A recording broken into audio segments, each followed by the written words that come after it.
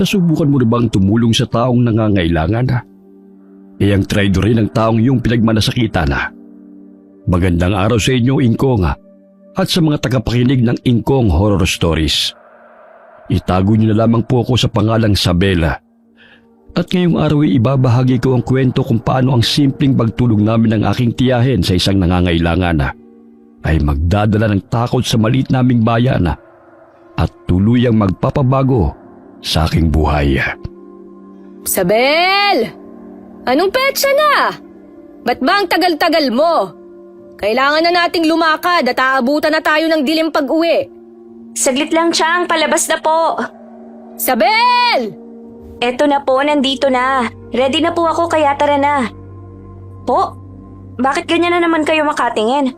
Chang, wala ba kayong tiwala sa akin? 3 beses ko na pong sinag ang bag ko. Lahat ng pinapadala nyo nandito, wala po kong kinalimutan. Sigurado ka? Opo nga. Akin na nga, patingin nga. Sabel, hindi mo ba ako narinig? Sabi ko, akin na. Patingin ng mga dala mo. Chang naman, akala ko ba nagmamadali na tayo? Ba't ngayon kung ano-ano pa pong gusto nyong gawin? Akin na, bilis na. Wala na akong nagawa pa ng hablutin na magsi-50 anyos kong tiya ang bag na nakasabit sa aking katawan. Habang iniisa-isa niya ang laman noon, bigla siyang tumingin sa akin. Diba? Sabi ko na po sa inyo, kumpleto yan eh. Nasaan ang asin? Asin? Wala naman po kayong utos na magdala ko ng asin. Kaya wala akong nilagay riyan. Ano po bang gagawin natin sa asin? Naubusan po si Ka Jerry? Hindi para kay Jerry, kundi para sa atin, Sabel. Ay, Diyos ko naman, Iha. Para kang bago ng bago. Dito ka na lumaki sa akin pero hindi mo pa makabisado ang mga bagay-bagay.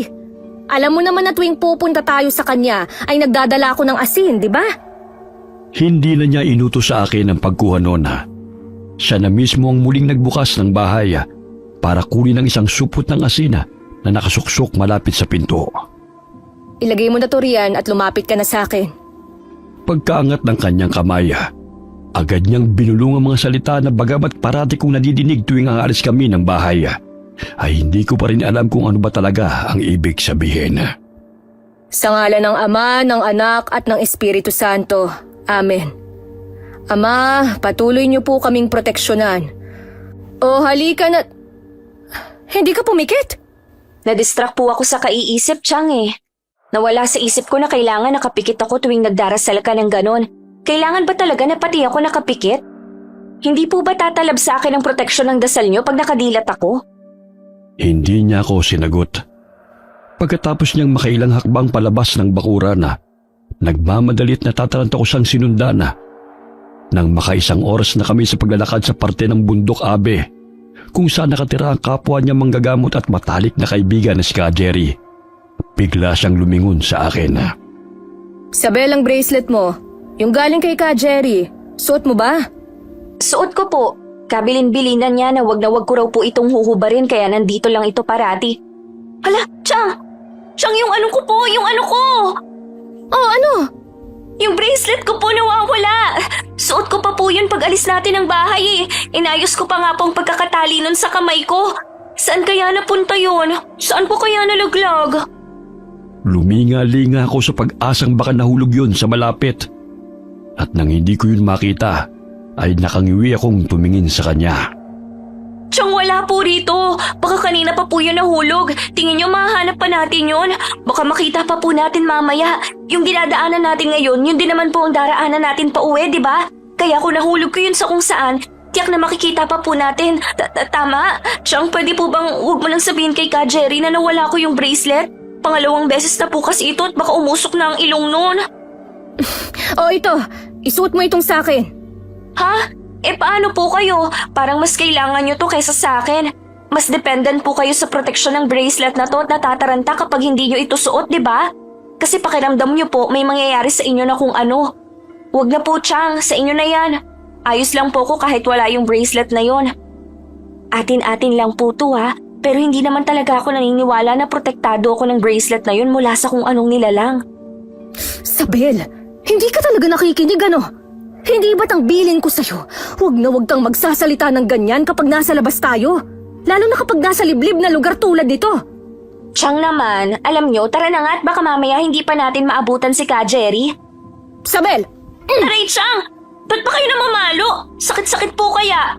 Magaan lang po ang kamay nyo kapag nangihilot kayo pero pag nanghahampas, nakakasakit kaya kayo. Ikaw ha? Huwag ka nang magsasalita ng ganon. Hindi ba't sinabi ko sa'yong pag-isipan mo parati ang sinasabi mo? Dahil may kapangyarihan ang bawat salitang sinasabi natin. Wala ka ba talagang natatandaan sa mga sinasabi ko? Ano bang sinabi kong masama? Wala naman ah. Napaka-mapamahiin talaga at napaka-OA. Narinig ko yon. Alam ko po, sinadya ko po talagang iparinig sa inyo. Alas 5 lang ng hapon nang marating namin ang kubo ni Ka Jerry. Nang makita naming bukas pa ang bintana ng kanyang kubo, saglit kaming nagkatinginan ni Changa. Saka nagmamadaling tumakbo papunta roon. Alam naming hindi ugali ni Ka Jerry na iwang bukas sa mga bintana, lalo na pag malapit ang mag-alas 6 ng gabi. Ka Jerry? Ka Jerry, anong nangyari rito? Sinong may gawa nito sa'yo? Sabel, magpapuy ka at magpakulo ng tubig. Sa ilalim ng lababo, may mga halamang gamot na pwede nating gamitin para maisuka niya ang lasong na inom niya. Sige na, Sabel, bilisan mo ang kilos. Ka Jerry, ano to? Para saan to? Anong gusto mong gawin ko rito? Kapit lang, ha? Kumapit ka lang. Kaya pa kitang iligtas. Magagamot pa kita. Sabel! Po? Bilis! Yung inuutos ko! Agad akong natigilan at napalingon sa sahig kung nasan si Chang at si Ka Jerry nang marinig ko ang malalim nitong hininga.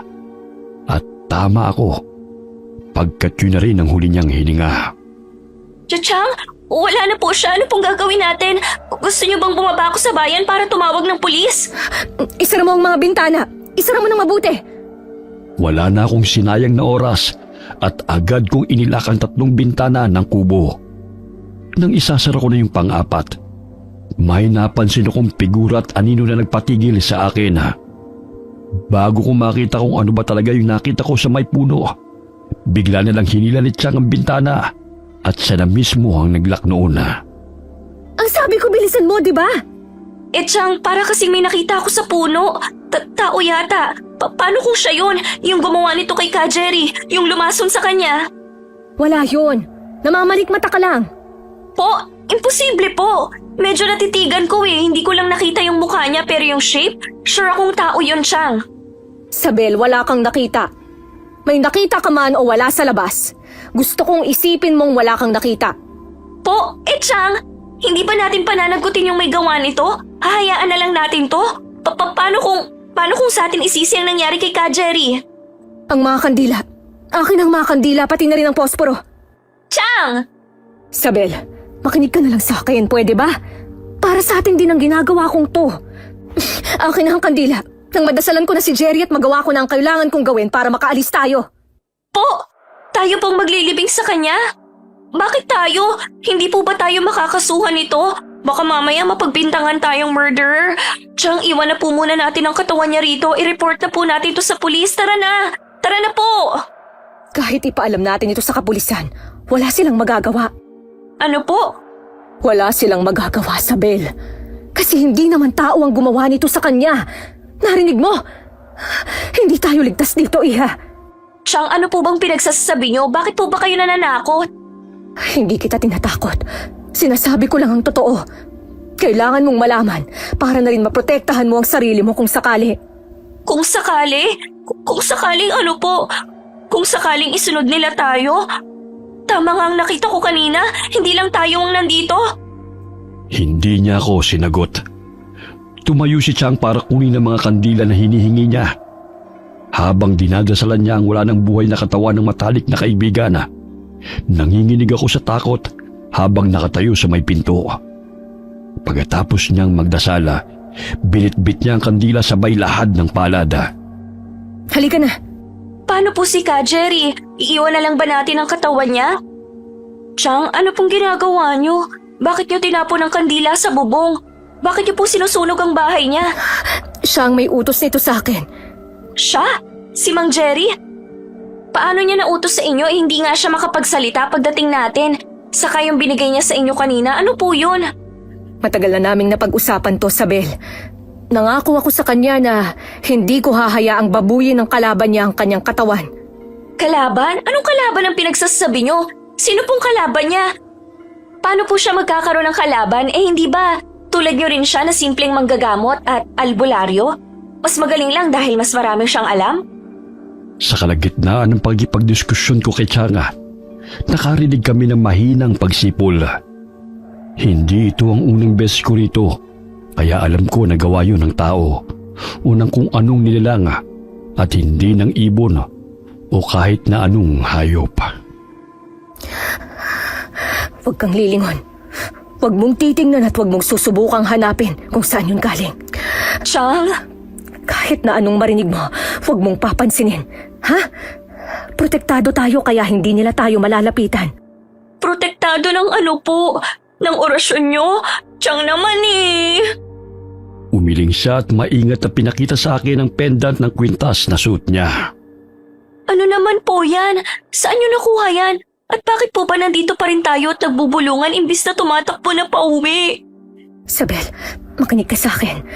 Makakauwi tayo at walang mangyayaring masama sa atin. Basta makinig ka lang. Chang! Sabel, naiintindihan mo ba ako? Naiintindihan ko po. Simula na magkaisip ako, alam ko nang may kakaiba kay Tia Carmen. Hindi siya ordinaryo tulad ko o ng mga kapitbahay namin. Kahit hindi niya sabihin, alam kong may nakikita siyang hindi nakikita ng lahat. Kaya ilang beses na ako nakaramdam ng takot habang ginagawa niya ang responsibilidad niya bilang manggagamot. Nang magdalaga ako at tuluyang mag-mature, bibihira na akong mabahala sa mga hindi may paliwanag na bagay na sinasabi o ginagawa niya. At nang akala ko nakita ko na ang lahat, ang gabing ito ang patunay na marami pa akong hindi alam tungkol kay Changa, pati na rin sa mundong aming ginagalawan.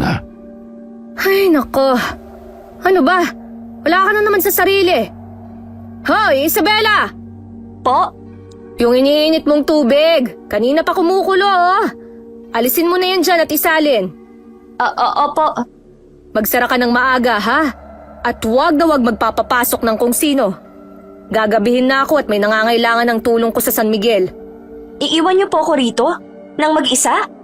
Paano kita isasama? Ilang araw ka nang wala sa wisyo. Simula nang makauwi tayo, para kang naging desusi na kailangan ko parating talakan para kumilos. Dito ka na lang at baka makaabala ka lang sa akin. Mabilis lang naman ako. Ako na rin ang bibili ng ulam at... Iniisip ko pa rin po kasi ang nangyari kay Ka Jerry. Kung ano ba talagang nangyari nung gabing yon? Sino yun? Yung mga nakatingin po sa atin. Nasundan po ba nila tayo? Hindi. Hindi nila tayo nasundan. Nagsaboy ako ng asin sa dinaanan natin kaya hindi nila tayo nasundan. Sigurado po ba kayong hindi? Marami sila, Chang. Hindi ko po sila nakita pero ramdam kong marami sila. At minsan, pakiramdam ko po may mga nakatingin pa rin sa akin kahit wala naman. Tapos kayo umaarte kayo na parang walang nangyari. Na parang hindi po natin nakita at naranasan ang mga nangyari nung gabing yon. Akala ko na-shock lang kayo kaya ayaw nyo pang pag-usapan. Pero hindi Talagang ayaw nyo lang pag-usapan. Gusto nyong kalimutan na lang po ang nangyari. Promise, yun din po ang gusto kong mangyari pero hindi ko kaya. Hindi ko kaya, Chang. Natatakot po ako. Tuwing pipikit ako na, alala ko si Ka Jerry. Naiisip ko po na kung ano man ang nakainkwentro niya, kung ano man ang gumawa nun, tayo na po ang isusunod. Chang, ayoko pong mamatay. Ayoko pong mamatay ng ganun. Marami pa akong pangarap. Marami pa po akong gustong gawin. Gusto ko pa pong makapagtapos. At makakapagtapos ka. Makakapagtapos ka at magiging nurse.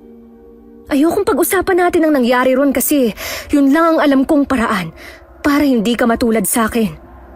Yun lang ang paraan para magkaroon ka ng normal na buhay. Hindi ko kayo naiintindihan, Chang. Hindi ko na naman kayo naiintindihan. Parati ko kayong hindi naiintindihan. Sabel, makinig ka sa akin. Kapag nalaman mo kung ano ba talaga ang kinakalaban ni Ka Jerry, ang mga nakikita mo, hindi na magiging normal ang buhay mo. Maniwala ka sa akin. Ako ang mas nakakaalam, kaya gawin mo ang sinasabi ko. Gawin mo yung ginagawa mo dati. Magbulag-bulagan ka. Huwag mong intindihin at pakialaman ang ginagawa ko. Mangako ka. Mangako ka sa akin na gagawin mo, Isabela. Pangako po. Ako ang bahala sa'yo. Hindi ko hahayaan na may mangyaring kahit na ano sa'yo. Hindi ko hahayaan na mapahamak ka.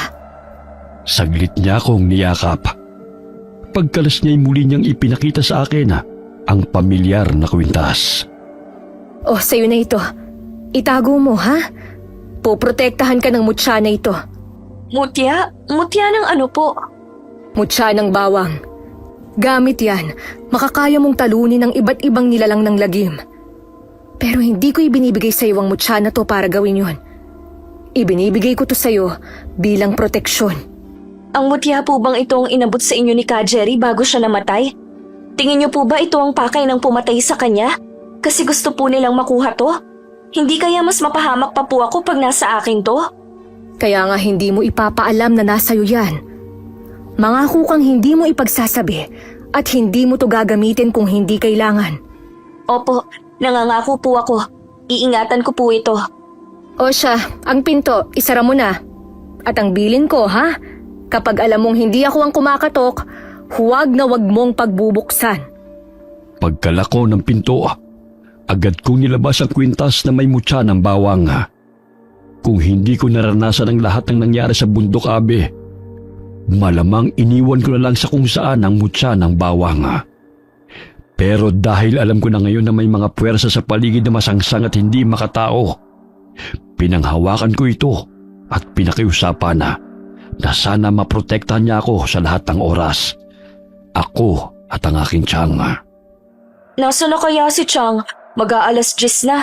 Sabi niya saglit lang siya eh. Ba't hanggang ngayon wala pa rin? May nangyari kaya? Sana naman wala. Diyos ko, Chang, atakihin ako nito eh. Bukas na bukas pipilitin na talaga kitang bumili ng cellphone para madaling ma-check kung nasan ka o kung anong oras ka uuwi nang hindi naman ako napapraning dito. Pagkaubos ko ng panibagong baso ng tubig, determinado na akong tumayo at lumakad papunta sa pinto. Bit-bit ang mutya ng bawang. Sabi niya, kaya mo akong protektahan, di ba? Kaya ikaw nang bahala sa akin. Hoy Mutya, siguraduhin mong effective ka ha at kaya mo talaga akong protektahan. Kung hindi, malilintikan ka sa akin. Hindi ko alam kung paano ka malilintikan pero talagang malilintikan ka. Ay, eto na, lalabas na naman tayo. Ready ka na ba? Sana ready ka na. Tiyang naman! Kanina pa ba kayo riyan? Bakit hindi kayo kumatok o gumawa ng kahit anong ingay? Teka nga, ang dibdib ko, naninikip na. Para akong aatakihin, Diyos ko. Pagpasok ni Chang, kusa nang umatras ang pako paloob habang hinihimas ko ang dibdib ko. Pagkalak niya ng pinto, naniningkit ang mga mata niyang bumaling sa akin. Ay, Chang naman eh, kinikilabutan ako sa mga tingin niyo. Huwag niyo nga akong panlisikan ng ganyan. Sige kayo, gusto niyo bang isipin kung hindi talaga kayo ang tiyahin ko kundi isang elemento na nagpapanggap lang? Isabel, akala ko ba nagkalinawan na tayo kanina? Plano mo na nga akong suwayin na gagawa mo pang magbiro. Hindi naman po. Hindi? Anong hindi? Eh di ba lalabas ka nga dapat? Chang, Oh, anong tawag mo sa gagawin mo? Hindi ba pagsuway yun? Kailan mo ba talaga ako seseryosohin? Chang, teka lang naman po. Hindi naman po ako lalabas para maglagalag. Lalabas po ako kasi gusto ko kayong puntahan. Gabing-gabi na, nag-aalala ako na baka napano ka. Ay, opo, aaminin ko. Dati hindi ko po talaga sineseryoso mga babala at mga ora-orasyon nyo.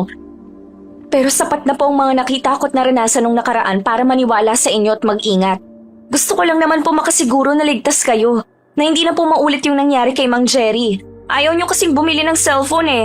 Kung meron lang kayong nung tulad ko, edi sana sa text lang po kayo mag-a-update kung nasaan na kayo o anong oras kayo makakauwi. Chong, bili na po kayo please. Yung kahit dikipad lang. May naitabi po kong pera yan. Medyo malaki-laki rin yun. Yun na lang pong gamitin natin na pambili ng cellphone nyo. Oo na. Para sa ikatatahimik ng butsi mo, bukas na bukas bibili tayo ng cellphone. Oh, saan ang punta mo? Hindi pa tayo tapos mag-usap ah. Ba't tinatalikuran mo na ako? Si Chang talaga may pagka-OA. Hindi ko kayo tinatalikuran. Kukunin ko lang yung piggy bank. I-check ko lang kung sapat ba talagang pera ko ron. Kasi hindi ko rin po pala sure kung sapat bang pambili yung natabi ko. Huwag mo nang pakialaman ng pera mo. Meron naman ako. Yun na lang ang ipambili natin. Tuwang-tuwa akong niyakap si Changa. At imbis na itulak ako tulad ng dati niyang ginagawa pag naglalambing ako, niyakap niya ako pabalik. Huwag kang mag-alala. Hindi papayag ang mutya na may mapahamak sa atin. Pareho tayong protektado niyan. Talaga po ba? Kung ganito to kalakas at ka-powerful, bakit namatay pa rin po si Ka Jerry? Bakit hindi po siya naprotektahan ng mutya? Nakita mo naman ang nangyari kay Jerry, di ba? Hindi siya namatay dahil sa pag-atake o sa sugat. Napatay siya gamit ang lason. So sa direktang pag-atake lang po tayo na po protektahan ng mutya. Pero sa lason, hindi po. Hindi po ba nito masasabi sa atin kung may lason sa pagkain na huwag nating kainin? Mahiwaga ang mga mutya, Sabel. Pero tulad ng kahit anong sandata o kakayahan, may hangganan din yan. Okay, edi para hindi po tayo matulad kay Ka Jerry, huwag na po tayong kakain ng kahit ano galing sa ibang tao. Kahit sa kakilala pa po natin, mahirap na po. Akin na po yan. Buti naman, naisip mo na. O, maghain ka na. Kanina pa rin ako nagugutom eh. Oh, anong ginagawa mo? Sabel, ba't mo tinapon ang ulam? Grasya yan, ano ka ba? Po, akala ko po ba may usapan na tayo na hindi nakakain ng pagkain hindi tayo nagluto? Oo nga, pero... Alam ko pong ayaw niyong nagsasayang ng grasya. Pero okay na po yan kesa madisgrasya tayo dahil sa grasyang yan. Ito po may nilagang saging at kamote tayo. Yan na lang po muna. Bukas maaga po akong kikilos para magluto. Chang, wag na kayong tumutol. Simula ngayon, obligasyon na nating protektahan ang isa't isa at... Ay, Mariosep kang bata ka! Papatayin mo ba ako sa nervyos? Pasensya na po, Chang. Nagulat po kasi ako sa katok eh. Carmen! Carmen, gising pa ba kayo? Pwede bang makaistorbo? Carmen, saglit lang! Kailangan namin ng tulong mo! May nakita kasi akong binata sa may ilog. Sugutan at parang nag-aagaw buhay. Tingnan mo nga muna! Carmen! Carmen! Sabel! Chang, saan kayo pupunta? Hindi mo ba narinig? May kailangan ng tulong ko. Pero gabi na po. Paano tayo nakakasiguro na si Tatang Ansing talaga yan? Mamaya trapuyan ang kung anong nilalang na pumatay kay Ka Jerry. Pagkakuha ni Chang ng asin mula sa dala niyang bayonga, agad kong binitiwan ang braso niya. Binuksan niya ang pinto at naiilang na humingi ng dispensa kay Tatang Ansing bago ito sinabuyan ng asin. Ang teteng naman, Carmen! Ano bang trip mo? Bakit mo ko sinabuyan ng asin? Habang pinapagpag niya ang asin sa katawan, humarap sa akin si Chang, saka muling tumingin kay Tatang, na ayon sa sabi-sabi ay minsan na rin niyang naging kasintahan. Pero bigla niya ring hiniwalayan sa di malamang dahilan. Mukha ba akong maligno laman lupa para sabuyan mo ng asin? Naninigurado lang. Bakit? May nanggagambala na naman ba sa inyo ni Isabel? Wala. Pasensya ka na sa ginawa ko, ha? 10 oras na kasi ng gabi eh. Naniniguro lang ako. Ano nga ulit yung tungkol sa lalaking nakita mo sa ilog? Oo nga pala. May nakita akong sugatan at nag-aagaw buhay sa may ilog. Dadaling ko sana rito. Kaso naalala ko na ayaw mo nga pala ng basta-basta nagdadala ng pasyente lalo na sa gabi. Kaya sa bahay ko muna dinala. Pupuntahan niyo, Chang? Sasama po ako. Ayoko maiwan dito. Kunin mo na ang bayong ko. Chang, sasama nga po ako. Oo na. Bilis ang bayong. Sabel, bilisan mo na. Pagdating sa bahay ni Tatang Ansing, agad nang sinimula ni Chang ang kanyang panggagamot. Pagkatapos ng halos 1 oras, pawis na pawis siyang lumakad papunta sa akin. Marami at malalalim ang sugat niya. Sugat? Saan niya po kaya nakuha? Saan pa ba? Di sa mababangis na hayop sa may bundok. Mukhang dun siya galing eh.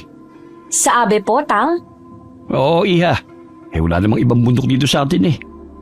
Pagpasok ni Tatang Ansing para tignan ang lalaking tinulungan niya, hinila ko si Chang papunta sa sulok. Kailangan kong bantayan ng kalagayan ng lalaking yun. Kaya dito muna tayo magpapalipas ng gabi. Yung isang kwarto rito, ipapaalam ko kay Ansing na ikaw muna ang gagamit nang makapagpahinga ka. Pero bago ka matulog, dikdikan mo muna ako ng dahon ng bayabas. Ubusin mo na yung nasa lamesa. Pinong-pino, ha? Tapos pigain mo na rin at ihatid sa loob. Chang, narinig niyo po bang sinabi ni Tatang Ansing? Mukhang galing daw sa abi yung lalaki. Sa abi! Oo, narinig ko. Hindi naman ako bingi. Chang, sa abi raw po.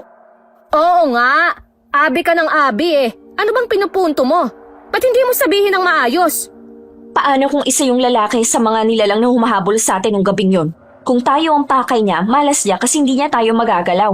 Nasa akin ang mutya ng bawang. Ha? Nasaan na yun? Nasa bulsa ko yun kanina eh. May sinasabi ka ba? Wala po. Ano lang. Sigurado naman po kayo na kahit galing siya sa abi tulad natin siya, di ba? Hindi po siya kung anong sumpa ng kadiliman. Tulad natin siya. Sigurado ako. Sa tagal kong nanggagamot ng tao, alam ko na kagad kung may kakaiba sa taong nahahawakan ko. O siya, babalik na ako ron ha. Yung inuutos ko, bilisan mo na. Teka, ano pong ibig niyong sabihin? Naka-encounter na po kayo ng pasyenteng hindi tao? Kailan? Bakit hindi ko po alam? Anong ginawa niyo sa kanya? Saka ko na ikikwento.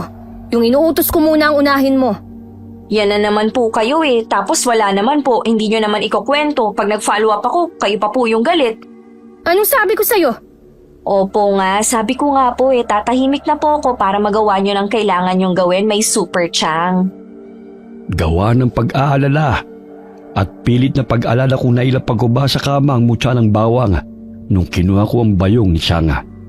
Madaling araw na ako nakatulog at agad ding nagising nang marinig ko ang pagtilaok ng manok ni Tatang Ansing. Oh, gising ka na pala. Halika rito. Sabayan mo na kami ng Chang mo mag-umagahan. Chang, nagkape kayo at kumain ng pandesal? Di po ba may usapan tayo tungkol sa pagkain? Pag kay Ansing galing ang pagkain, alam kong ligtas. Ha? Wala. Hayaan mo na. Yung lalaking ginamot niyo kagabi, okay na po ba? Pwede na po ba natin siyang iwan? Gusto ko na po kasing umuwi. Gusto ko nang umuwi kasi may kailangan pa akong hanapin. Kung nawala ko talaga yung tulad ng bracelet, siguradong ibibitin mo ko ng patiwarik. Anong sinasabi mo? Ba't bulong ka na naman ng bulong dyan? Babuyog ka ba, ha? Aba, wala po. Ang sabi ko, enjoy nyo lang po yung coffee at pandesal date nyo. Baka mag-ignite pa po ang inyong pagmamahalan. Ako na po ang bahalang mag-check sa Sleeping Beauty natin sa kwarto. Maliliit na hakbang na lumapit ako sa lalaking tuwid na tuwid pa rin nakahiga sa kama. At napakagat na lang sa labi nang makita ko ang mukha niya. Diyos ko, ang gwapo naman ito. Buti na lang nakita ka ni Tatang kagabi at naagapan ni Chang. Kung hindi, sayang naman yung kapugian mo. Psst! Gising ka na ba? Pwede ka nang gumising kung hindi pa. Lampas 7 hours ka na rito. Sige ka, mauubusan ka ng pandesal. Hoy! Mukha siyang hindi na humihinga. Kaya para ma-check kung buhay pa ba siya, nilagay ko ang isang daliri ko sa ilong nito. Nang madama ko ang mahinang buga ng hangin galing doon, ay tatalikod na sana ako nang bigla niyang hinablot ang braso ko at hinila ko pahiga sa kama. Chang! Tulong! Sino ka? Bitiawan mo ako! Sino ka sabi? Anong kailangan mo sa akin? Anong plano mo? Anong gagawin mo sa akin? Wala siyang gagawin. Hindi kami masasamang tao kaya pakawalan mo na ang pamangkin ko. Nagsasabi sila ng totoo. Sila pa nga ang tumulong sa iyo Iho, bitiwan mo na si Isabel bago mo pa sa tuluyang masaktan. Hindi namin alam kung ano nangyari sa iyo, kung bakit ka may sugat, kung sino o ano ang may gawa niyan. Pero isa lang ang natitiyak ko, hindi ka namin sasaktan. Kaya sana wag mo ring sasaktan ng kahit na sino sa amin. Pagbitaw niya sa akin, agad na akong tumakbo papunta kina Chang. Tinignan ni Chang ang leg ko at nang makitang wala naman akong natamong pinsala, agad niya na akong nilagay sa likuran nila ni Tatang Ansing. Hindi ko po sinasadya. Hindi ko sinasadyang saktan ka. Nagulat lang ako. Natakot. Ang naalala ko lang kasi. Nang tumigil siya sa pagsasalita, nagkatingin ang kaming tatlo. Pagtangunit siyang kay Tatang Ansing, saka siya dahan-dahang lumapit sa estranghero. tatabihan kita. Ayos lang ba? Hindi kita sasaktan. Gusto ko lang malaman kung anong nangyari sa'yo. Gusto mo bang kumausap ng pulis? Pulis? Pulis, yung mga taong may baril tapos naka-navy blue na uniform. Pulis, hindi mo ba alam kung ano yon? First time mo bang bumaba ng bundok? Alam ko kung ano ang pulis. Okay, ang sungit mo naman. Ang ibig kong sabihin, para saan? Para sa amin, mukhang kami pa yung mas may kailangan eh. Isabel! Joke? Para ano? Para kung kailangan mong i-report ang may gawa niyan sa'yo. Namukhaan mo bang may gawa niyan? Oo. Maitim siya. 4 ang paa. May pangil. Maitim? 4 ang paa? May pangil? Aswang? Tama ba ako? Aswang ang tinutukoy mo? O maligno? Basta masamang elemento? Chang, aswang o masamang elemento? Sigurado ka ba sa nakita mo, iho? Aswang! Po? Baboy mo pong tinutukoy ko. Hindi aswang. Aswang? May ganun ba? Hindi ba panakot lang yun sa mga bata? Oh, anong gagawin mo, Isabel? Babanatan ko to, Chang eh. Lakas ng tama eh. May pa-mysterious effect pang description niya, baboy mo lang palang tinutukoy. Alam mo, sana kinain ka na lang nun. Naku, Chang, dyan na nga kayo. Mauuna na po ako sa bahay. Magpapakain pa po ako ng mga manok at maglilinis ng hawla ng baboy. Bukod sa naiirita ako sa lalaking yun, kailangan ko na rin talagang umuwi para hanapin ang mutya. Nang makita ko yun sa kama ni Chang, kung saan ko nga naiwan gawa ng pagmamadali, para akong nabunutan ng tinik sa dibdib. Alam mo, rito ka na lang. Saka na lang kita dadalhin kapag lalabas ako at pupunta sa ibang lugar. Nakakakaba ka eh. Parang isusunod ako ni Chang sa dati mong pinoproteksyonan kapag nawala kita. Diyan ka lang ha, huwag kang aalis. I-check kita riyan mamaya. Paglipas ng araw, at sa tulong na rin ni Chang, tuluyan nang gumaling si Dindo. Bukod sa kinagigiliwan ng mga matatanda sa aming lugar, kinababaliwan din siya ng mga kababaihan. Dahil gwapo nga naman talaga siya at napakakisig. Morning, Chang. Pasensya na po kung tinanghali ako ng gising. Madaling araw na kasi ako nakatulog kanina. Paano ka makakatulog agad? May data ka na naman. Panay na naman siguro ang kakascroll mo sa cellphone. Kaya umaga na nang dalawin ka ng antok. Kapag napuyat, cellphone at load ko agad ang may kasalanan. Hindi po ba pwedeng may something lang akong nafe-feel? May bumabagabag sa akin kaya hindi ako makatulog? Something? Anong something? Wala po kayong naramdaman, Chang? Magtatanong ba ako kung meron? Sige nga, ano ang naramdaman mo kagabi? Saglit akong natigilan at hindi makapaniwalang tumingin sa kanya. Sa aming dalawa, siya ang may mas matalas na pakiramdama.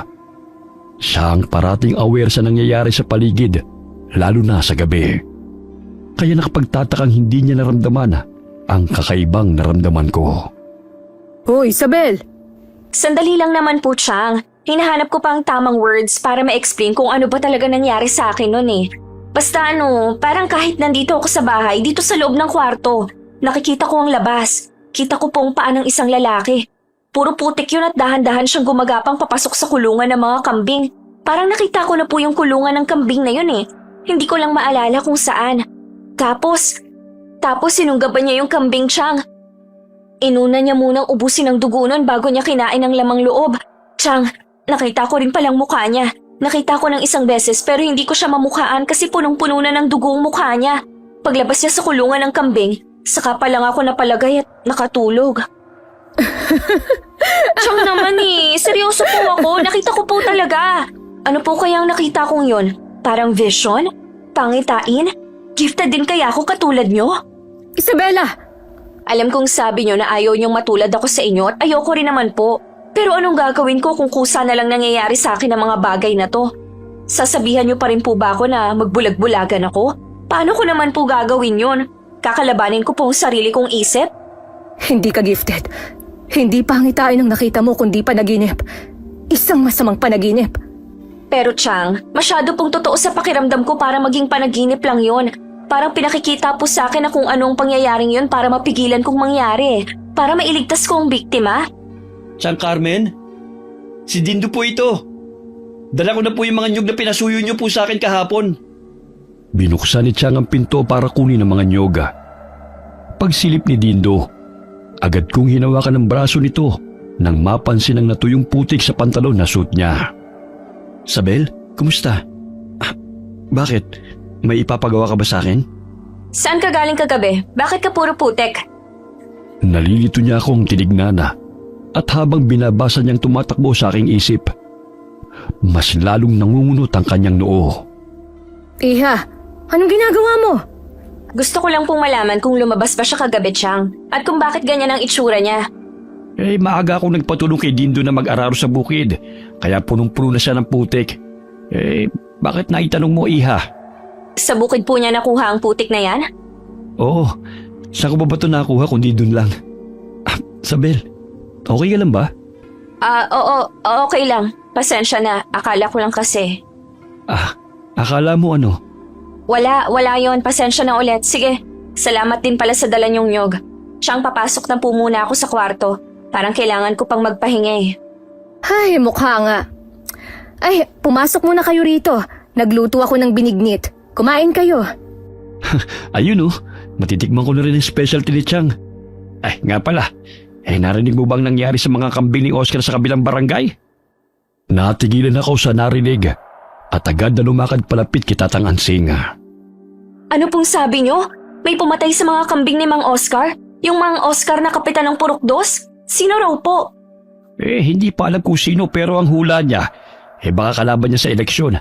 Na gusto siyang takutin para di niya ituloy yung pagtakbo. Paano raw po pinatay ang mga kambing, Tatang? Nilason po ba o winakwak pong lahat? Halos wala pong tinirang dugo sa mga kambing at nawawala pong mga lamang loob? Sabel, Karumal-dumal po ba nagkalat ang dugo sa paligid? Iha, hindi ako sigurado. Hindi ko pa naman kasi nakita ang pinangyarihan Nasabi lang din sa akin. saan ka pupunta? Tanong ni Chang sabay hawak sa braso ko para pigilan akong tumakbo palabas. Gusto ko pong makita kung ano ba ang nangyari. Gusto ko pong makumpirma kung ang mga kambing ng Mang Oscar ang mga kambing na nakita ko sa... Saan, Sabel? Anong nakita mo? Nakita mo kung sino may gawa nun? Hindi niya nakita kung sino. Napanaginipan niya lang na pinapatay ang mga kambing. Chang, gusto ko pong makita. Gusto ko pong makumpirma. Gulat akong napatingin kay Dindo nang alisin niya ang pagkakahawak sa akin ni Chang. At siya pa mismong nanguna sa pagtakbo palabas sa aming bakuran habang hila-hila ako. Sakay! Bilis! Magmumotor tayo ng walang helmet? Saka hindi kaya magalit sa'yo si Tatang Ansing? Parang anak niya tong motor niya Baka mamaya mapano to. Marunong ako magmotor, Sabel. Akong bahala sa'yo. O ano? Gusto mo bang makita ang mga kambing o hindi?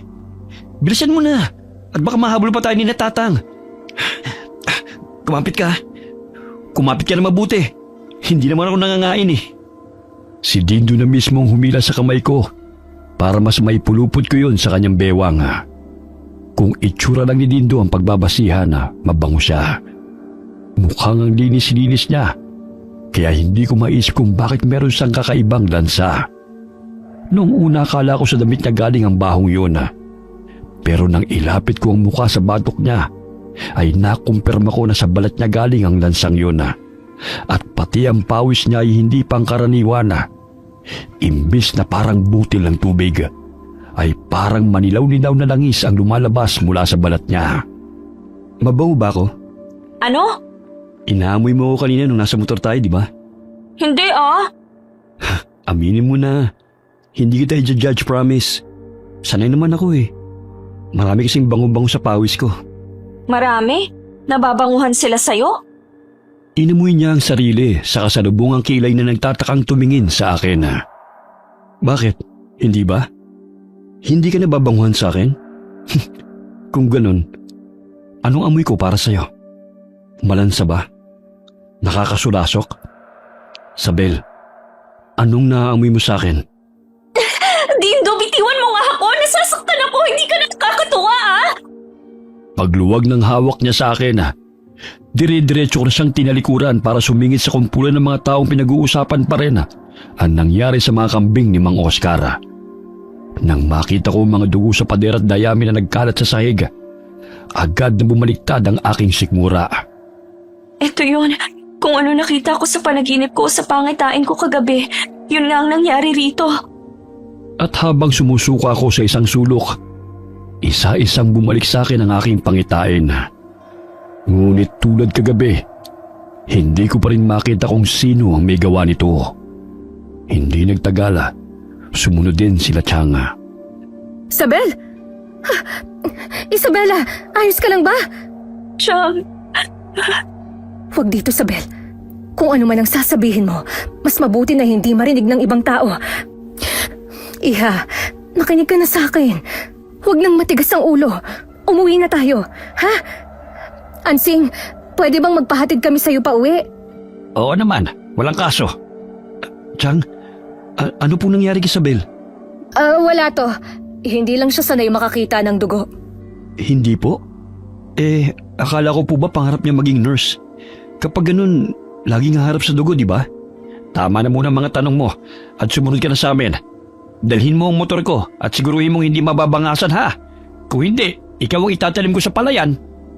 Pagbalik namin sa bahay, agad na akong pinapasok ni Chang sa aking kwarto. At matapos niyang ipagbalot si Dindo at Tatang Ansi ng binignit, ay pinauwi na rin niya ang mga ito. Isabel, inumin mo muna ang tsaang to para umayos ang lagay ng tiyan mo.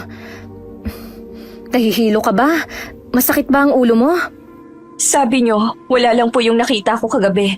Na isa lang yung masamang panaginip. Yung nangyari sa mga kambing ni Mang Oscar. Ganun-ganun ang nangyari sa pangitain ko, Chang. Nakita nyo rin, hindi ba? Narinig nyo rin po ang sabi ng mga tao. Ganun din ang sinabi ko sa inyo kanina. Yun po talagang nangyari sa mga kambing. Bakit po ba ayaw nyo akong paniwalaan? Bakit ayaw nyo pong maniwala na tulad nyo? Gifted din po ako. Natatakot po ba kayong masapawan ng kakayahan ko o kakayahan nyo? Gulat akong napatingin kay Changa at napahawak sa pisngi ko. Nang mag-sink in na talagang ang nasampal niya ako sa kauna-unahang pagkakataon. Yan ba ang tingin mo? Na ayokong gamitin ang kung anumang kakayahan mo dahil ayokong masapawan mo ko, Sabel? Kung hindi, edi ipaintindi nyo sa akin kung bakit. Hindi ba't pinaintindi ko na sa'yo? Ipinaliwanag na! Bago mamatay ang mga magulang mo, nangako ako sa nanay mo, sa kapatid ko, na gagawin ko ang lahat ng makakaya ko para masigurong hindi ka matutulad sa amin, na magiging normal ka. Kaya nga kahit may interes ka sa panggagamot at alam kong may kakayahan ka, hindi kita kailanman tinuruan. Kasi nangako ako kay Palma na hindi ka matutulad sa amin. Manggagamot din po ang mama ko. Mas makapangyarihan siyang manggamot sa akin. Mas mabait, mas palatulong. At isang araw, meron kaming nagamot na hindi dapat. May pinagaling kaming hindi dapat naming pinagaling. Po, anong nilalang? Isang duwending itim na nagaan yung tao. Nagkagustuhang duwending yun kay Palma. Yun din ang pumatay sa papa mo at ang kumuha sa mama mo. Sinubukan kong hanapin ang mama mo, namin ni Ka Jerry, pero hindi na namin siya nakita. Sa takot na baka pati ikaw mawala sa akin, tinigil ko na ang paghahanap kay Palma. At iniwan nyo rin po si Tatang Ansing. Kasi mas gusto nyong maghiwalay na lang kayo kaysa mawala siya sa'yo tulad ni Mama. Umapahamak siya gawa ng mga nilalang na yun tulad ni Papa. Gusto at pangarap kong magkaroon ka ng normal na buhay, Sabel. Hindi panghabang buhay ang oras ko rito. Kapag nawala na ako, mas magiging normal ang buhay mo. Matutupad ko ang pangako ko kay Palma. Hindi ko siya natulungan at nahanap kaya maski ang hiling niya lang na to ay gusto kong matupad. Bata ka pa lang nang mapansin namin ang kakaiba mong kakayahan. At nasisiguro namin ng mama mo na mas espesyal ka kaysa sa amin. Mas marami kang kayang gawin. Pero para sa kaligtasan mo, nagpatulong ako kay Ka Jerry na patulugin ang mga kakayahan mong yun nung mawala ng mga magulang mo. Tingin ko, alam ko na kung anong gumising sa kakayahan mong yun. Akin na. Ang ano po? Ang mutya ng bawang. Malakas ang kutob ko na yun ang may gawa ng lahat ng ito. Nasa na? Kinuha ko mula sa aking alahasan ng mutya. Pero imbis na ibigay yun sa kanya, ay tinali ko ito sa leeg ko at inilalim sa t-shirt na aking suot. Sabela, akin na! Ako na ang bahala! Ako na po. Gusto ko po na akong tumapos sa kung sino mang nanggagambala sa atin. At kailangan kong magawa yon bago siya makapambiktima ng kapwa natin tao. Tama po ako, di ba? na nagsisimula pa lang po ang aswang na nakapasok sa lugar natin at hindi siya makukontento sa mga hayop lang. Sabel! Kapag alam ko pong ligtas na ulit ang buong San Guillermo, ibabalik ko sa inyong mutya. Babalik po ako sa normal kong buhay. Pangako? Pangako po, Chang. Sa paglipas ng mga araw, ay sunod-sunod ang naging pag-atake ng aswang. Tulad noong unang beses ko siyang nakita sa pangitain ko. Tanging katawan lang niyang nakikita ko, pero hindi ang mukha niya o ang kahit na anong pwede magturo sa kanyang pagkakakilanlan. Bukod sa maladilubyong pinsalang dala ng aswang sa pangkabuhayan ng mga taga San Guillermo, nabalot na rin ang lahat ng takot na baka bukas makalawa ay hindi na ito makontento sa laman at dugo ng hayop. Sabel, hindi mo kasalanan ng mga nangyayari. Kaya wag na wag mong sisisihin ang sarili mo. Siyang anong hindi? Nasa akin po ang mutya at sa tulong nito, matutulungan ko dapat ang mga kapitbahay natin, ang mga kababayan natin, pero lagi akong huli. Lagi po akong palpak at hindi ko maintindihan kung bakit. Kung bakit kahit isang pag-atake hindi ko mapigilan. O kung bakit hindi ko makita ng maayos ang mukha ng lalaking yon. Chang, wala po ba talaga kayong napapansin na kakaiba? Wala po ba kayong pinagsususpetsyahan? Si Dindo kaya? Ano? Chang, bago lang po siya rito. Nung wala pa siya rito, wala naman po tayong ganitong problema. Hindi siya yun. Sigurado akong hindi. Nahawakan ko siya, naamoy. Walang kakaiba sa kanya. Saka hindi lang naman si Dindo ang dayo rito. May mga kasabayan siyang dumating. Marami silang dayo rito. Tama. Naamoy niyo siya nung gabing ginamot niyo siya, hindi ba? Naamoy niyo ba na parang malansa siya? At yung merong kakaiba sa balat niya? Sa pawis niya? Na parang langis ang lumalabas sa balat niya? Walang kakaiba sa amoy niya. Wala akong naamoy na lansa. Pero meron po akong naamoy, Chang. Nararamdaman kong may mali sa kanya kahit nagaano pa po siya kagwapo o ka-charming. At ngayong gabi, aalamin ko po kung siya ba talagang nasa likod ng mga pag-atake. Kung siya ba talaga ang dayong aswang. Ano? Sabel, paano mo naman gagawin yun? Malalaman niyo po mamaya. Pero sa ngayon, pwede bang mangako kayo na tutulungan niyo ako?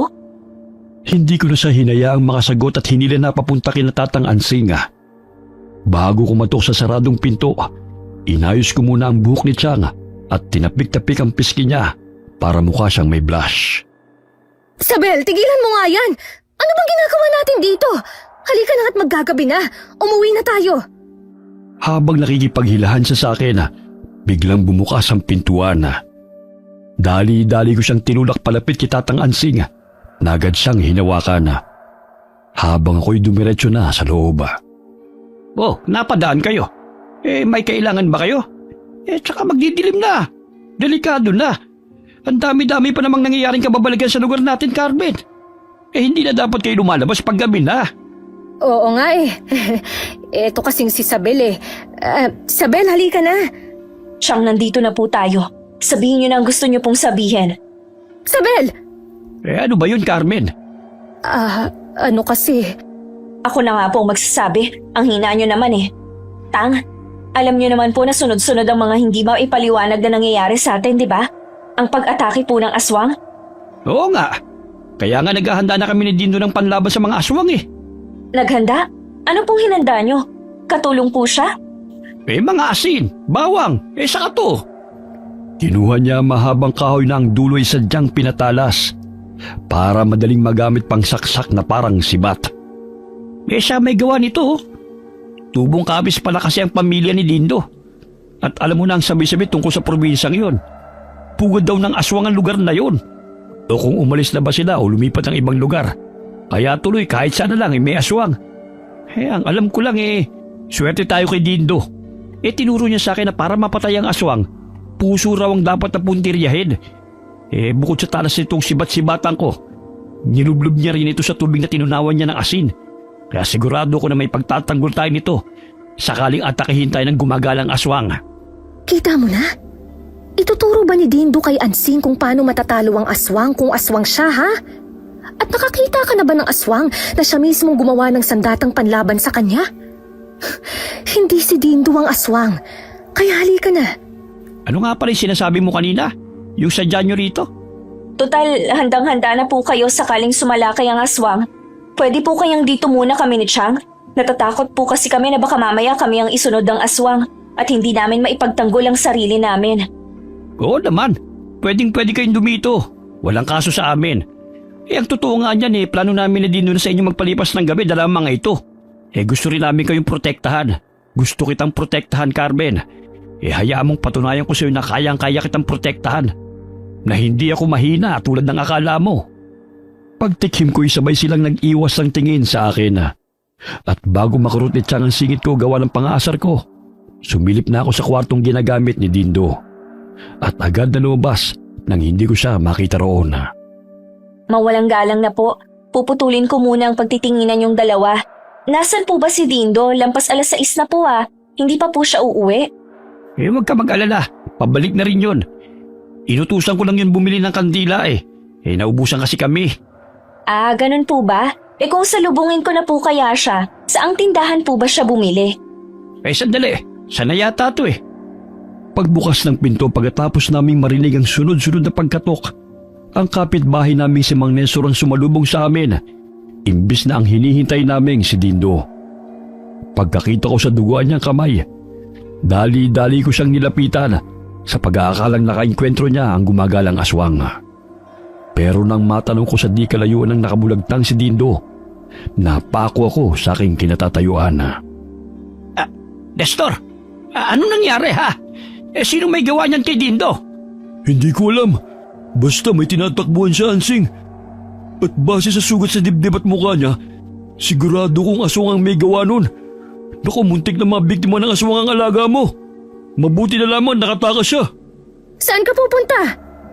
Pigil ni Chang nang lalabas sana ako ng kwarto para kausapin si Mang Nestor, gawa ng narinig ko. Chang, nasa labas lang po ang umatake kay Dindo. Sabel, delikado. Alam ko po. Kaya nga dapat mapatay ko ng aswang na yun sa lalong madaling panahon. Dahil tapos na siya sa mga alaga nating hayop at tao na ang sinusunod niya. Paano mo gagawin yun? Oo nga at nasa iyo ang mutya ng bawang. Pero hanggang ngayon, hindi pa rin natin alam kung ano ba talaga ang totoong kakayahan niyan. Wala akong maipapayo sa'yo dahil kahit na nabanggit sa akin ni Ka Jerry ang tungkol dyan, ang tanging alam ko lang ay kaya kang protektahan yan. Yun lang. Hindi ko alam kung mapibigyan ka ba ng mutya na yan ng kakaibang lakas, o liksi, o bilis. Kaya pwede pa. Hanggat hindi mo pagamay kung paano yan gamitin, huwag kang magpakabayani. At ano po, maghihintay na lang po ako na tuluyan ng may mapatay ang aswang na yon? Sunod-sunod na umubo si Dindo, kaya agad na lumapit sa kanya si Chang. Pagtingin niya sa akin, wala akong nagawa kundi ang alalayan muna siya habang ginagamot niya ang pinsalang nakuha ni Dindo mula sa nakaharap na aswang. Pikit mata itong umuungot sa sakit habang pinapataka ni Chang ng langis ang sugat niya. Nang subukan itong gumalaw, agad kong hinawakan ang kamay niya para ipirmi siya sa higaan. Pero bigla akong itinulak ng kung anong puwersa palayo sa kanya. Sa lakas ng puwersang yun, hindi lamang akong tumilapon, kundi pati ni rin si Chang na nawala ng malaya at napahiga sa papag ng kwarto. Habang pilit kong iniintindi kung anong nangyari, natanaw ko ang lumiliwanag na mutya ng bawang sa dibdib ko. Muli akong tumingin kay Chang, pero bago ko siya malapitan, nahagip ng mata ko ang dahan-dahang pagbangon ni Dindo mula sa kama. Sabel, anong nangyari? Sinugod ba tayo ng aswang? Anong nangyari kay Chang, Carmen? Bakit parehas kayong nasa sahig? Si Tatang Ansing. Nasa si Tatang Ansing? Hirap na hirap siyang tumayo sa kama at iika-ikang lumapit sa akin. Pero bago niya maputol ang distansya sa pagitan namin, may kung anong puwersa ang muling nagtulak sa kanya palayo sa akin. Sa lakas nuna, hindi lamang siya basta tumilapo sa dingding ng kubo. Nawasak pa ito. Kung normal siyang tao, dapat bali-bali na ang buto niya sa nangyari. Pero kitang-kita ko kung paano siya tumayo na parang wala lang sa kanya ang puwersang yun. Stabel, anong nangyayari? Bakit hindi kita malapitan? Anong kababalaghan to? Huwag mong sabihin ikaw yun. Na kayo ng tiyang mo ang aswang na nambibiktima rito sa San Guillermo. Ikaw yon. Alam ko ikaw yon. Ako? Ako ang alin, Isabel? Ako ang ano? Anong ginawa ko? Huwag mo nang bilugin ang ulo ko. Alam ko na kung ano ka. Kung sino ka at kung bakit ayaw kang palapitin sa akin ng mutya. Tama ako. Tamang hinala ko. Malakas akong napasinghap sa gulat nang tumakbo siya papunta sa akin. Pero tulad ng unang beses nang tinangkang lumapit, muli siyang pinigilan ng mutya. Sabihin mo sa akin, gusto kong marinig sa labi mo kung anong tingin mo sa akin. Isa kang aswang. Paano ka nakasunod sa amin? Paano mo kami nahanap? Hindi mo dapat kami nasundan, di ba? Bakit hindi? Dahil sa asin na sinaboy ng tiyang mo? Ganun ba talaga kahina ang tingin niyo sa lahi namin? Sa mga kauri ko? Na lahat kami mapapatay niyo gamit ang pesting asin na nakukuha niyo mula sa mga kusina niyo? Sa iba, sa mahihinang lahi gagana yan. Pero sa tulad ko, sa aswang na tulad yung daan taon nang namumuhay at nanginginain ng tao, tingin niyo talaga basta-basta lang ako mapapatay ng ka-Jerry na yon? Mga inutil! Gumuhit ang nakakakilabot ng ngisi sa labi ni Dindo nang makita niyang mahigpit kong paghawak sa mutya ng bawang. Alam niyang kapag wala na yun sa akin, mas madali niya akong maililigpit. Kaya gano'n na lamang siya makatingin.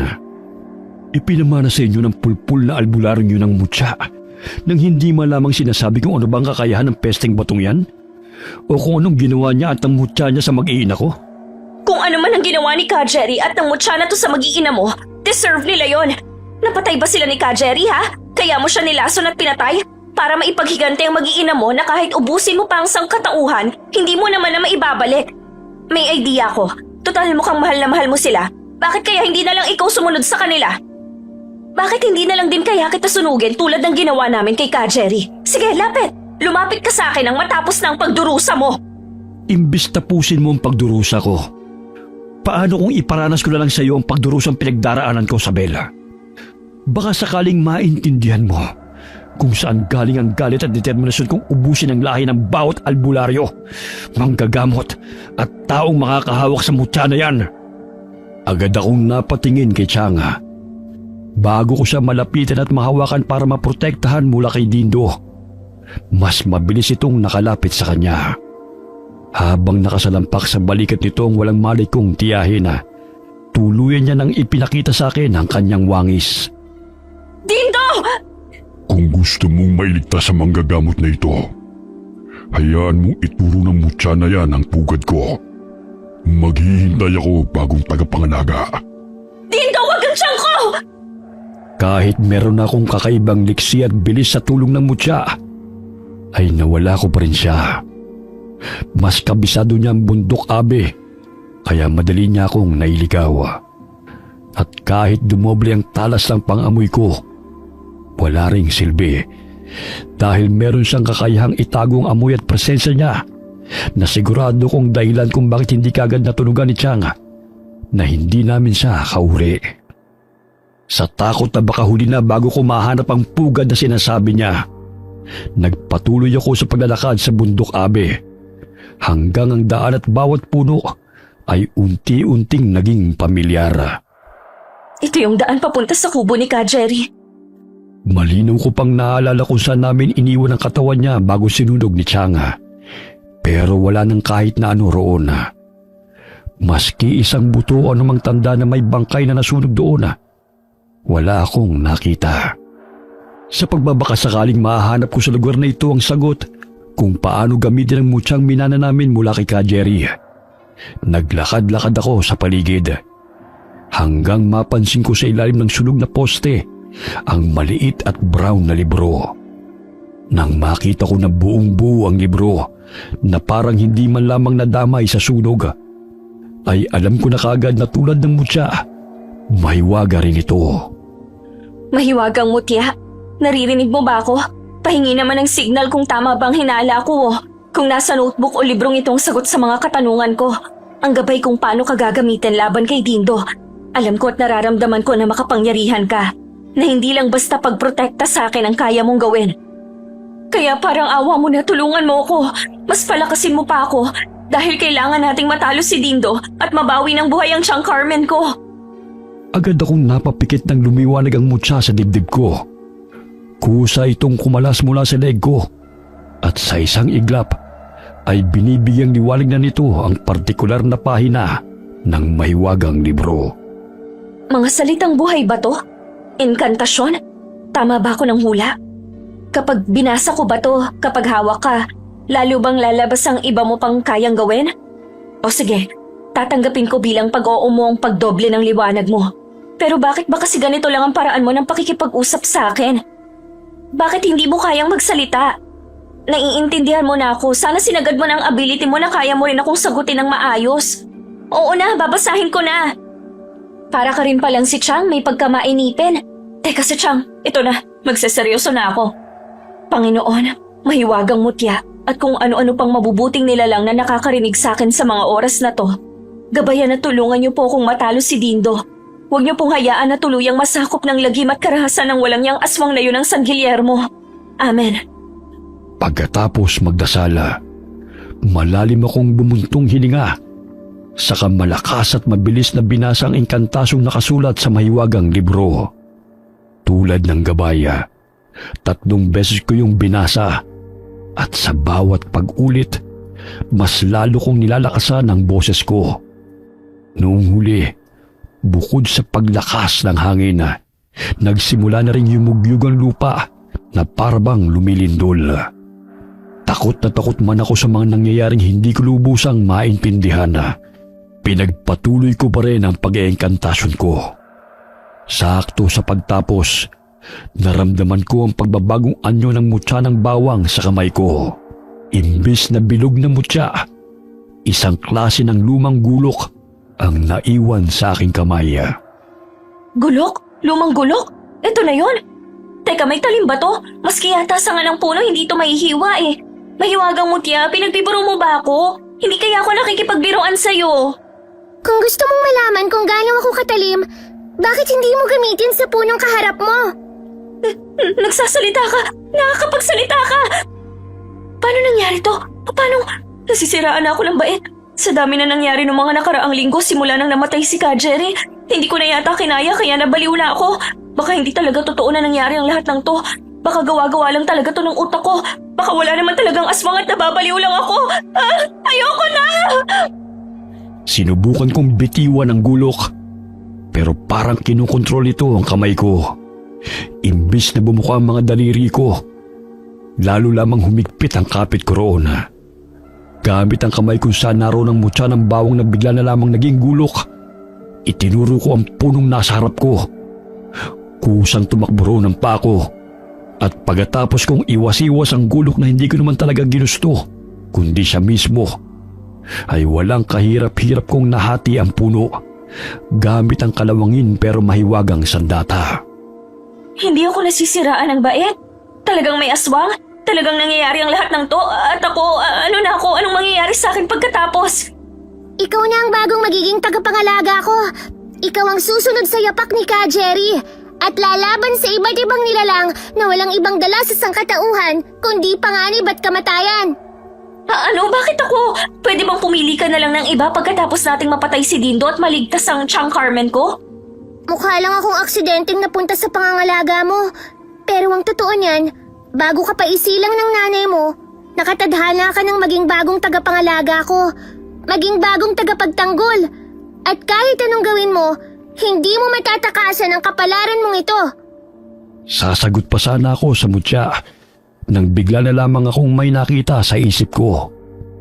Isang masukal na daan papunta sa kuweba na sa bukana pa lamang ay punong-puno na ng kandila. Galing sa bukana, parang nag-fast forward ang vision ko sa isang pamilyar na babaeng nakatali.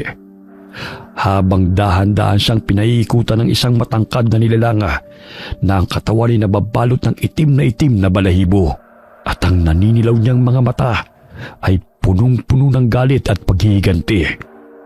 Pagkatapos ng pangitain yun, saglit akong nawala ng balanse at natumba.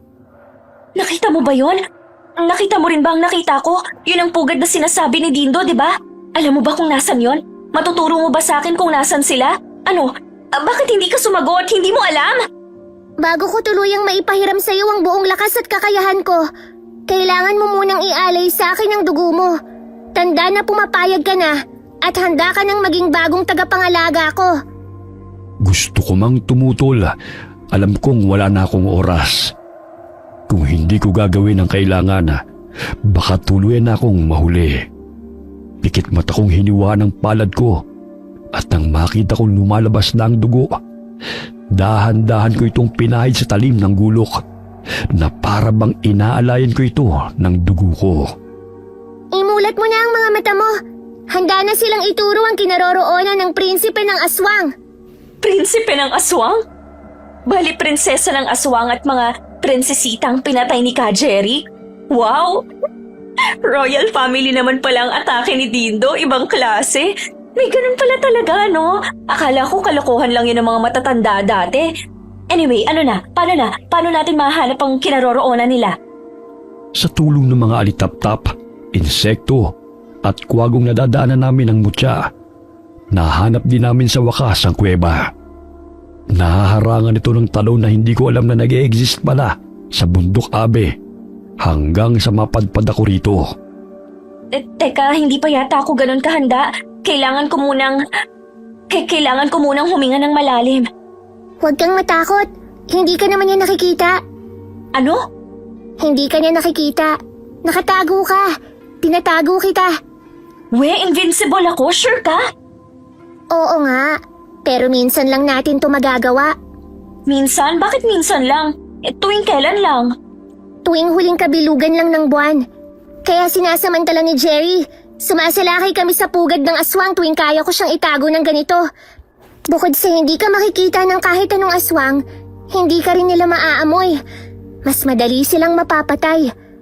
Kaya nga namin napatay ang mag-iina ng prinsipe ng aswang. Sana pati yung mismong prinsipe sinama nyo na para wala na tayong ganitong problema. May tiwala ko sa mutya ng bawang. Pero kahit alam kong protektado ko, hindi pa rin maalis sa akin na sa kabila ng kakaibang lakas at proteksyon ay may pagkakataon pa rin na pumalpak ako. Kaya pagkalakas-lakas ng kabog sa dibdib ko, habang dahan-dahan akong pumapasok sa pugad at kuta ni Dindo. Siya na lang ba ang naiwan dito? Isabel, ang tiyang mo! Ayun siya! Pakawalan mo muna siya! Kapag napatakasan natin siya, saka natin haharapin ang prinsipe, ang nag-iisang aswang na natitira rito sa Abe. Halika na! Bilisan mo! Sandali lang, parang may hindi tama eh. Pinapapunta niya ako rito. Alam niya kung gaano ka-importante sa akin si Chang. At alam niyang hindi ako titigil hanggat hindi ko siya nahanap. Kaya imposibleng iwan niya na lang ang Chang na mag-isa rito. Agad akong napatingin sa direksyon ni Chang nang bigla siyang sumigaw. Tulad ng hinala ko, si Chang at ang matalas niyang pakiramdam ang gagamitin ni Dindo para mapalabas ako. Nandito na ang bagong tagapangalaga, hindi ba? Nasaan siya? Hindi ko alam kung anong sinasabi mo, Dindo.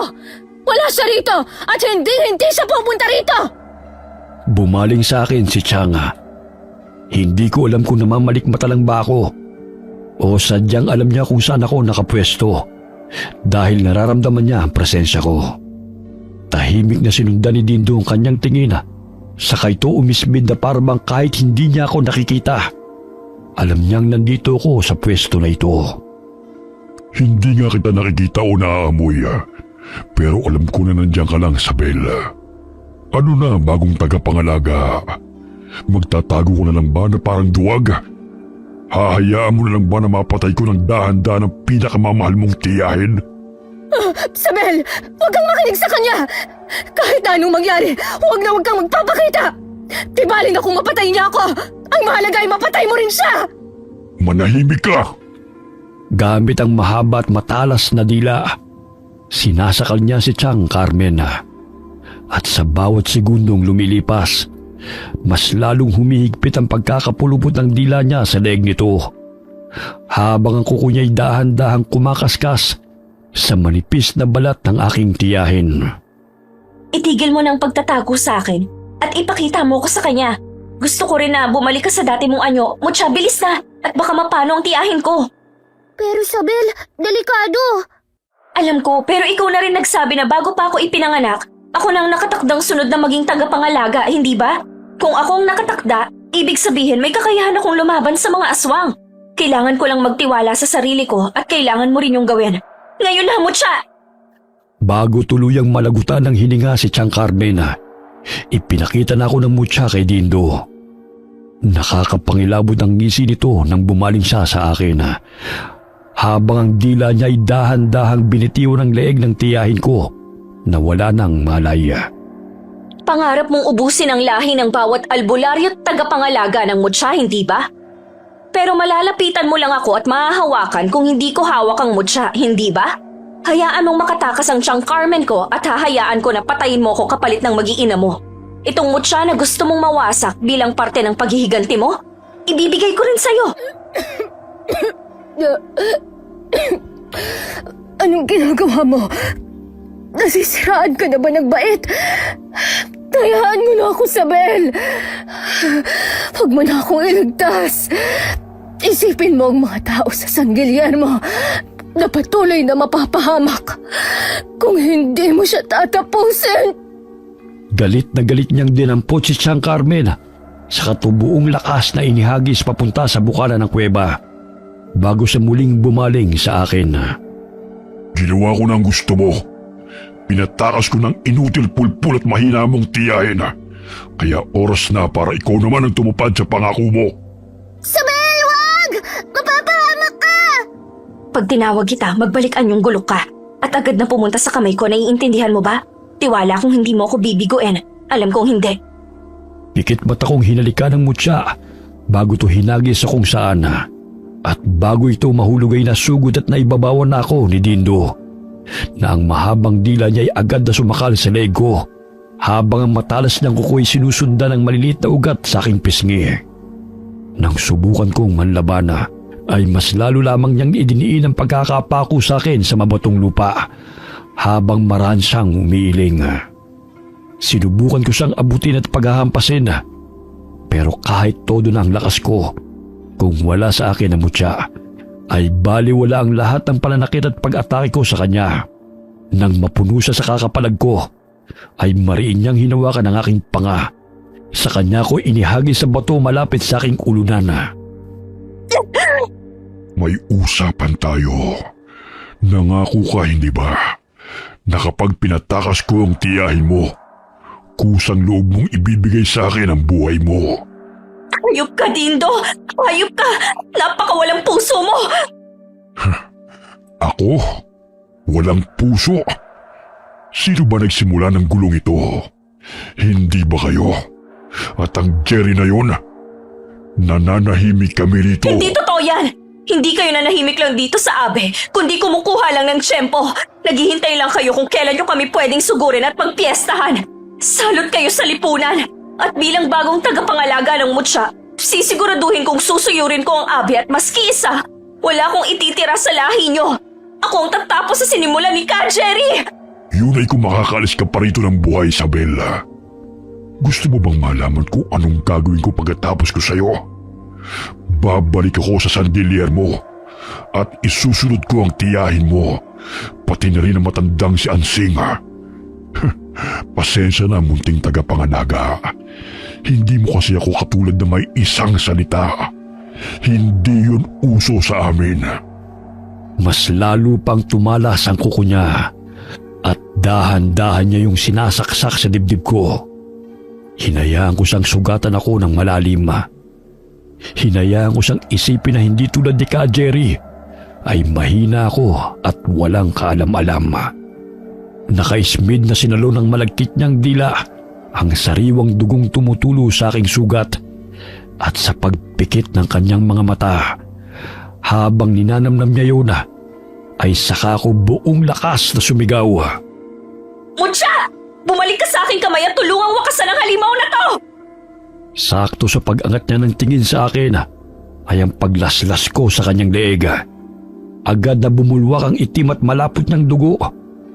Bagamat nangihina na, hindi pa rin siya sumuko.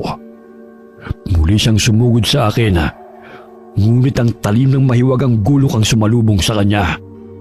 Sunod-sunod siyang umubo at sumuka ng dugo habang ang kuko niya'y nagawa pa niyang isaksak sa aking tagiliran. Imbis na umatras na, ay muli ko lang hinugot ang gulok sabay saksak sa kanyang dibdib.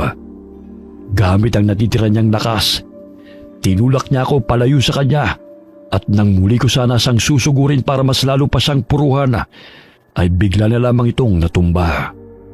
Muli kong itinaas ang aking gulok at iisahan pa dapat siya upang masigurong tuluyan ko na siyang matatapos. Nang mapansin ko na pilit niyang ginagapang ang tambak ng bato na sa palagay ko ang pinaglibingan niya sa kanyang mag-ina. Bagaman saglit akong naawa, ay paulit-ulit kong sinaksak ang kanyang likuran hanggang sa tuluyan na siyang nawalan ng hininga. Hawak ang dumudugong ulong humiga ako sa lupa habang hinahabol ang aking paghinga. Nang mapatingin ako sa aking kamay, ay bumalik na ang mutya sa dati at orihinal itong itsura. Kahit nangihina pa rin, pinili ko na itong isuot sa takot na baka mawala ko at mapunta pa sa kamay ng tao na hindi dapat magmay-ari. Nandito! Nandito siya, Ansing! Tulungan mo ang pamangkin ko! Tulungan mo siya! Nasaan? Nasa si Dindo? Nasaan ang aswang? Pagbangon ko mula sa lupa, ay sabay na napasigaw si Chang at Tatang Ansing. Bago lumapit sa akin, sinipa niya muna ang wala ng buhay na katawan ni Dindo. Wala na yan, Chang. Hindi ko alam kung saan na siya mapupunta ngayong patay na siya. Pero sana makasama niya ang mag-iina niya dun sa impyerno. Sa dami ng kasinungalingan na sinabi at ginawa ni Dindo, alam kong yun lang ang totoo, na mahal niya ang mag-ina niya. Nang masiguro ni Chang na ayos lamang ako, inupo muna nila ako ni Tatang Ansing sa gilid. Habang pinag-uusungan nila ang katawan ni Dindo, na agad nilang sinalaban ng tumpok ng bato kung saan ito nilibing ang kanyang mag-ina. Ay, tapos na. Halika na, uuwi na tayo. Iuuwi na kita. Tumango ako kay Chang, saka umakbay rito para magpaalalay. Umaga na nang makabalik kami sa San Guillermo at dahil nawasak ng mutya ang bahay ni Tatang Ansing habang pinoprotektahan niya ako kay Dindo, ay pansamantala munang tumira sa amin ang dating kasintahan ni Chang. Napakiramdam ko ay muli niya nang nakakapalagayan ng loob. Iha, tulala ka na naman. Naiisip mo pa rin ba si Dindo? Hindi po. Iba pong iniisip ko. Ano naman yun? Yung bigat po ng responsibilidad ko bilang tagapangalaga ng mutya ng bawang. Iniisip ko po kung kaya ko ba talaga to. Kung hindi ba ako papalpak, paano po kung maski katiting na mga nagawa ni Ka Jerry bilang tagapangalaga hindi ko magawa? Paano po kung sinerte lang pala ako kaya ako napatay si Dindo? Isabel, lahat ng bagay natututunan. May dahilan kung bakit ikaw ang bagong tagapangalaga ng mutya. At sigurado ako na tulad ni Jerry, hindi ka papayag na masakop at pahirapan tayo ng mga aswang, duwende, maligno, o kung ano pang nilalang na pwedeng manggulo sa atin. Naniniwala po kayong kaya ko? Oo naman. Kaya mo. Kayang-kaya mo. Yun nga lang, ang problema lang natin ngayon ay imposibleng magkaroon ka ng normal na buhay. Dahil ikaw na ang unang lalapitan ng lahat ng mga ngailangan ng tulong dito sa ating lugar at sa iba pa. Ayos lang po.